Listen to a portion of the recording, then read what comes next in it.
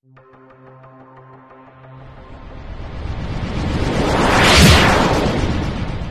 Ilonggo. Please subscribe and like and share. Billion pesos mula sa maling paggamit ng pondo para idagdag sa free college tuition at mga makabuluhang proyekto para sa kaunlaran. Ano yan? Kaya sino iboboto natin sa Senado? Si Ping!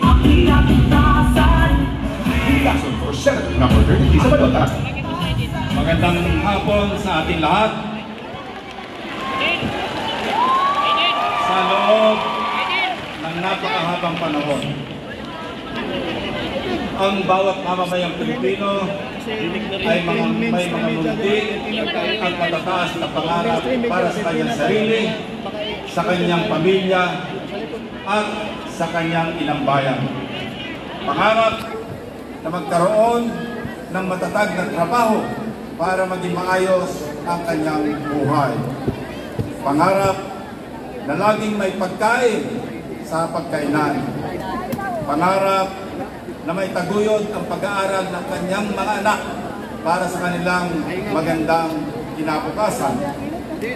Pangarap na sana ay maging laging malusog ang pangangatawan para maiwasan magkasakit. Pangarap na maging ligtas sa krimen at anumang kapamahakan sa araw-araw na pakikipaka sa buhay. At higit sa lahat, pangarap na habang siya ay nabubuhay, masaksihan at maramdaman na mayroong isang Pilipinas na maaari niyang ipagmalaki sa buong mundo, ginagalang ang bawat Pilipino kahit sa anumang lugar makarating. Subalit, paanong mapapatupad at mangyayari ang mga munti at malalaking pangarap ng bawat Pilipino kung ang namumuno na kanilang niluluklok sa kanilang kapangyarihan tuwing halalan ay mapag-imbot at sakim para sa sariling kapakanan, mga mapagsamantala at adik sa pagnanakaw sa kaban ng bayan na tila walang kabusugan. Paano kung ang mananalo ay hindi alam ang gagampanan ng kanyang tungkulin bilang mambabatas tungo sa pag-unlad ng bayan at kaayusan ng pamahalaan? Paano na kung ang mananalo ay walang kaplano-plano para sa bayan at manggugulo lamang pag may sesyon ang Senado? Matuto na po tayo sa mga leksyon ng mga nakaraang halalan. Pumili tayo ng mga tapat, may prinsipyo, lalabanan ang katiwalaan at tunay na nagmamahal sa inang bayan. Piliin natin ang magbabantay sa kaban ng bayan at hindi para magnakaw lamang.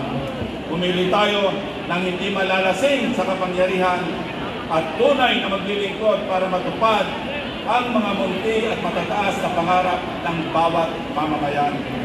Nasa inyong mga kamay ang ikabubuti o ikasasama ng kinabukasan ng ating mga anak at ang susunod na henerasyon na Pilipino ng ating minamahal na bansang Pilipinas. Sa darating na halalan, pumili tayo at bumoto ng mga tunay at bayan. Pumili tayo ng kandidato. Ang tama ay paglalaban at ang mali ay lalabanan.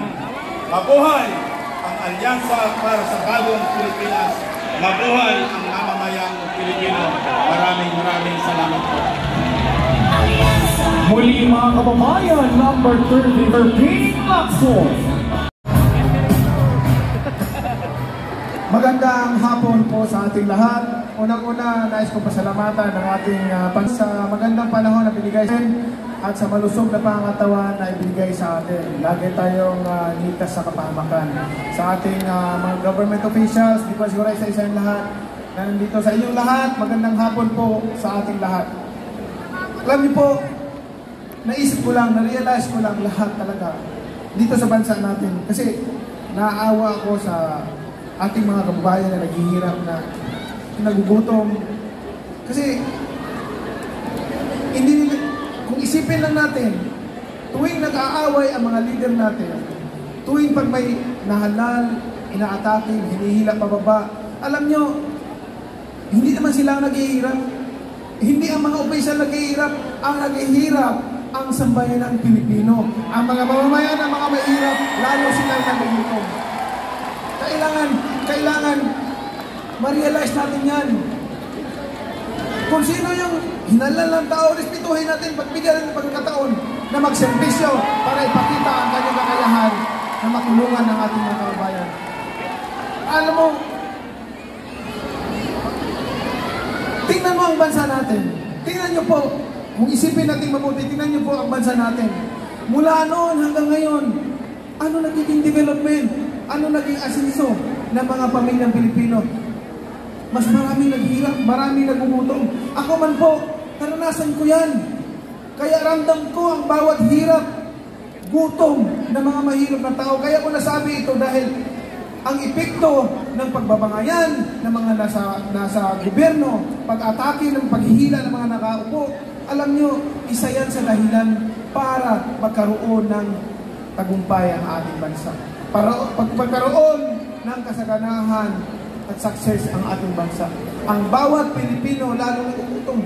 Kaya po, loobin ng Panginoon, ako makabalik ulit sa Senado, mag-focus po ako sa panukala na magkaroon ng funding ang tinatawag nating livelihood program. Kasi sa atin po, napakarami po sa atin na small medium enterprises. 99% yan. At yan palakasin mo, lagyan mo ng pundo, daming mabigyan, milyong-milyong mga Pilipino ang mabigyan ng trabaho. Nakita ko po yan kasi umikot ako sa buong Pilipinas. Naikot ko ang buong Pilipinas, nakita ko ang reality. Ang daming mga pamilya na walang sariling tahanan, walang hanap buhay. Maraming mga Pilipino na walang hanap buhay. Kaya kailangan na natin mag-isip, kailangan na natin mag-focus tayo doon sa problema ng bayan. Ano ba yun? Yung 99% na yun, kailangan maibaba natin yun ng mga pamilya, bawat Pilipino, humihawa at magkaroon ng hanap buhay. Nang sa gayon, hindi nila maranasan yung naranasan ni Manny Pacquiao na matulog gilid sa kalye, naranasan ni Manny Pacquiao na magutom at wala makain sa isang araw, tubig lang inumin para makasurvive. Yan ang tinadaanan ko. Kaya ganun po ako kapassionate na ipaglaban ang mga mahirap na tao. Dahil doon po ako nanggaling. Hindi po ako mahiyang sabihin sa lahat kung ano yung pinagdaanan ko. Kasi ano ba yung pagmamalaki ko? Lahat ng ito, bigay lang ng Panginoon sa akin.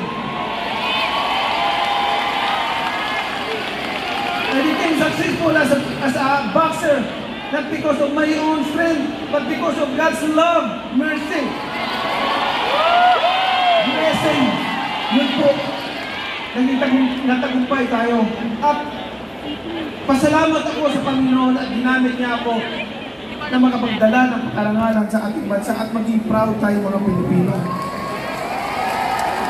I hope na tayo mga public servant, kung tayo manihalal ng tao, pagkatiwalaan ng tao, lalo na sa darating na halalan, gampanan natin na ang makinabang ang mapamayang Pilipino. Ang makinabang ang mga mahihirap na tao. Yun po ang importante. Iwasan na po natin yung hilaan pababa. Kung sino yung hinalal, hihilain, aatakihin, wala pong mangyayaring pagbabago. Lalo tayo maghihirap niyan.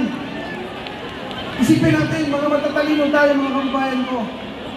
Matatalino tayo. Kailangan lang natin magkaisa para doon sa isang mililiti nating tagumpay, kaunlaran ng bansa. Nang sa gayon, ang bawat Pilipino walang maiwan. Kaya dito, sa Alyansa, para sa Bagong Pilipinas, kayong lahat ay panalo. Maraming salamat po. Muling mga kababayan.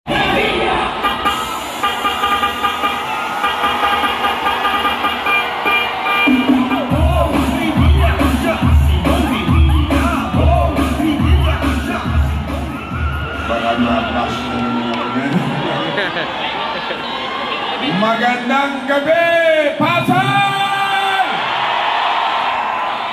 Magandang gabi, Metro Manila! Una sa lahat, kami po ay nagpapasalamat sa inyong napakainit na pagtanggap sa amin. Mga kababayan, tagus po sa aming puso ang inyong pagmamahal. Mayor Kong, thank you very much at sa lahat ng ating magiging na mayor ng Metro Manila. Mga kababayan, ang inyong lingkod na si Senator Bong Revilla is ito pong taon na ito ay 30 years na po ako sa paglilingkod sa bayan. It's my 30th year in public service. Ako po ay naging vice-gobernador ng lalawigan ng Cavite, naging gobernador ng lalawigan ng Cavite, naging senador, hinanal nyo 2002 at 2004, number 2 senator.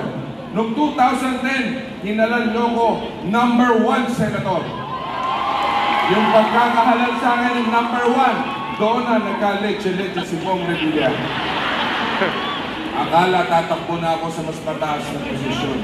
Pero mga kababayan, dinurog man nila ako, pumangon ako, at lumabas ang katotohanan na wala kasalanan si Bong Revilla. Kaya sabi ko nga, kahit saan ako magpunta, si Bong Revilla ay isang mandirigma. Habang nasasaktan, lalong tumatapang. Habang natutuguan, lalong lumalaban. At habang ako'y sinisira nila, lalo lang akong popogi niyan. Kaya sabi nga ni alias Pogi, anak ka ng teteng. Kaya sa inyo po, sinasabi nila, nagbudots lang daw ako. Nagbudots lang. Totoo, nagbudots ako sa Senado. Nagbudots ako ng 2,000 panukalang batas at nakapagpasa ng 343 na batas na ngayon na pinapakinabangan ngayon ng ating mga teachers. Yung kabalikat sa pagtuturo natatanggap ang ating mga guro. Dati 5,000. Ngayon taon na to, 10,000 na. Palakpakan natin ang ating mga guro. Saka yung mga estudyante, yung anti-no permit, no exam policy, bawal na ngayon yan.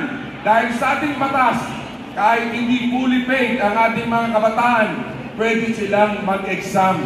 Kaya marami pang batas, yung ating pong lola at lolo, yung expanded centenarian law na pinaglaban namin ni Manang Aimee, yung di ating mga lola at lolo, 80, 85, 90, 95, tatanggap ng 10,000 pesos simula sa taong ito. Kaya sa inyo pong lahat, umasa kayo na si Bong Revilla ipaglalaban ang karapatan ng bawat isa sa inyo. Kahit buhay ko, itataya ko para sa inyo. Dahil hindi ko mararating itong aking kinilalagyan kung hindi po dahil sa inyong lahat. Kaya sa inyo pong lahat, tandaan ninyo, mahal kayo ni Senator Bong Revilla at suportahan po natin ang alyansa para sa bagong Pilipinas. Abi Binay, Villar, Tolentino, Pacquiao, Lapid, Cayetano, Lacson, Marcos Soto, siyempre Tulfo, and of course ang ating kaibigan Avalos. Sa inyo pong lahat, maraming salamat. Mabuhay kayong lahat. Muli mga kababayan, number 11, Senator Bong Revilla.